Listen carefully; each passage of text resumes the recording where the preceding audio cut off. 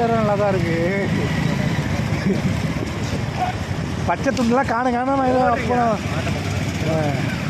Tea வாங்கி கூட குடிக்கல. டீ